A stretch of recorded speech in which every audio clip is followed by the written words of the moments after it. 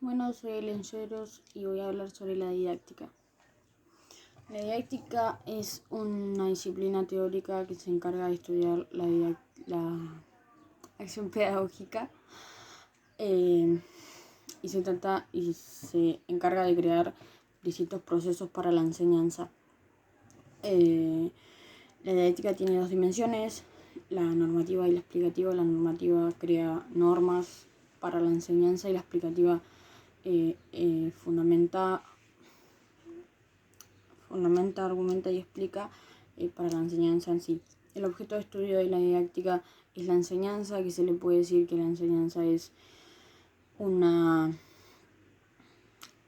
forma, un intento de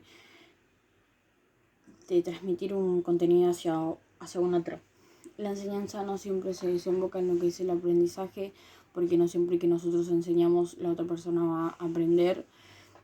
Se requiere como un compromiso, un querer de la otra persona, el querer adquirir, el querer aprender para poder que ellos adquieran los conocimientos. La acción 2. Pasamos a hablar de la acción docente. La acción docente es el conocer previamente a dar la clase los contenidos que vamos a dar, porque no se le puede dar una información incorrecta o no incorrecta, sino incompleta. También está la tarea didáctica, que es el vínculo entre los estudiantes y el docente, que siempre que se quiera transmitir un conocimiento va a estar esta triada. La didáctica tiene tres corrientes, que son la clásica que pone enfoco en el proceso previo a la clase y se centra más en los objetivos y en los contenidos. Está la reflexión sobre la clase acontecida, que esta surge y se centra en la reflexión de la clase que se está dando, mientras que transcurre, y que es con una mirada crítica. Después está la reflexión del transcurrir de la clase, que se centra más en el estudio de la clase, en las preguntas, en las dudas que tuvieron los alumnos. Después de hablar de todo esto, pasamos a hablar del currículum, que el currículum es una construcción social que llega para darle un orden a la enseñanza en base a los contenidos, que se lo puede entender de distintas maneras. Que el currículum como contenido, que es en el que se asocia el currículum al qué de la enseñanza y qué se pretende enseñar. El currículum como planificación, que esto se manifiesta en las instituciones educativas y varía el grado en base a las especificaciones sobre la enseñanza. Y está el currículum como realidad interactiva, que esta pone en revisión lo que está pasando en la clase. El currículum tiene 4 corrientes teóricas. Una es la tradicional, que se basa en una concepción conservadora de la cultura y del conocimiento. Está la tecnicista, que en muchos aspectos es similar a la tradicional, pero esta se enfatiza más en las dimensiones instrumentales, utilitarias y económicas de la educación.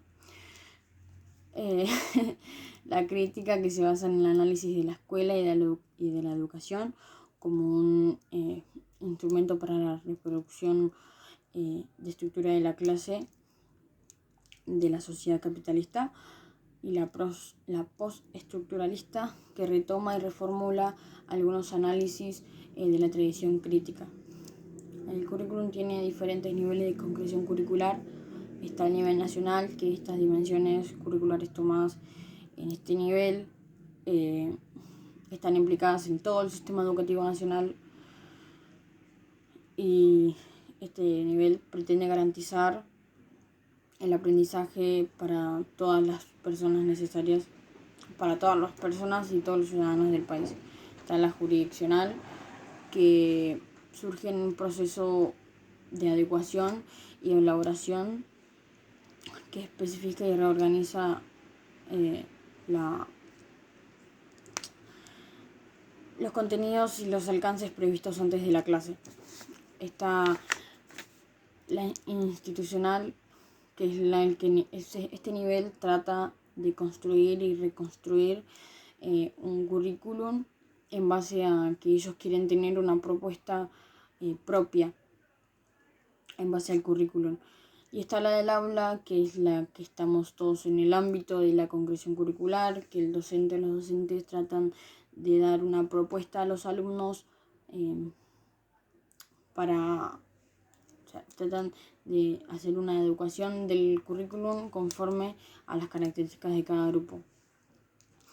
El currículum también tiene distintos niveles o fases. Está el explícito, que aparece reflejado de la manera directa, indicando normas, los contenidos, los programas oficiales y los proyectos educativos. Está el real, que es la puesta en práctica del currículum formal. Está el nulo, que son aquellas ideas, conceptos o valores que están, pero que no se ponen a prueba.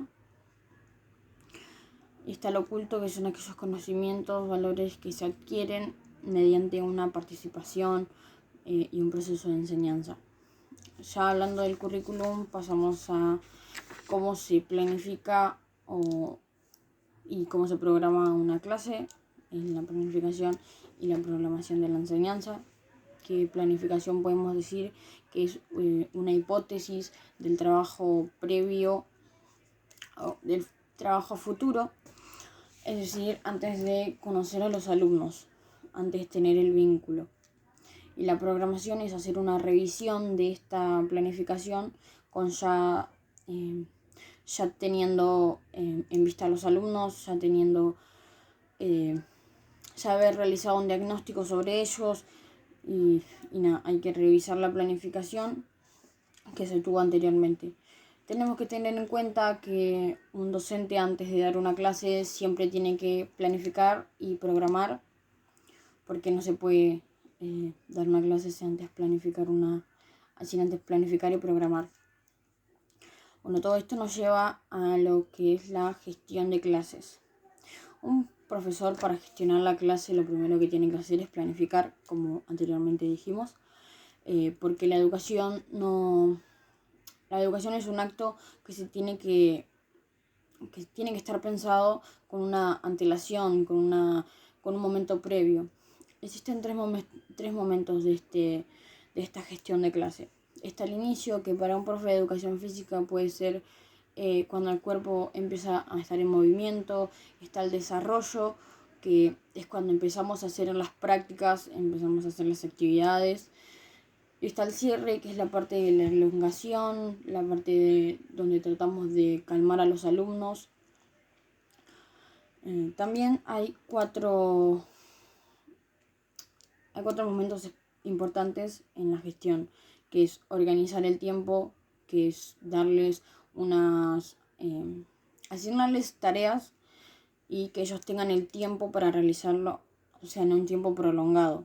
También está la organización del espacio, que es analizar, tener visto ya el espacio. Y después está el manejo del grupo, que es conocer con antelación el grupo antes de dar la clase. Materiales y recursos, que hay que tener en cuenta la cantidad de materiales que vamos a usar, la cantidad de alumnos que vamos a tener.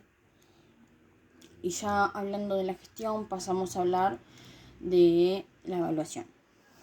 La evaluación es un proceso que permite recorrer o recoger información en el avance de los alumnos, en el avance durante todo el año, de mitad de año. Esta nos cumple como una función de reorientar todas las prácticas de la enseñanza.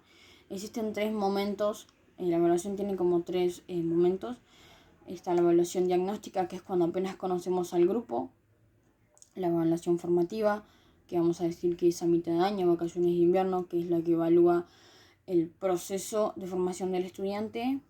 Y recapituladora, que es la que recoge toda la información que haya adquirido el alumno durante todo el año transcurrido.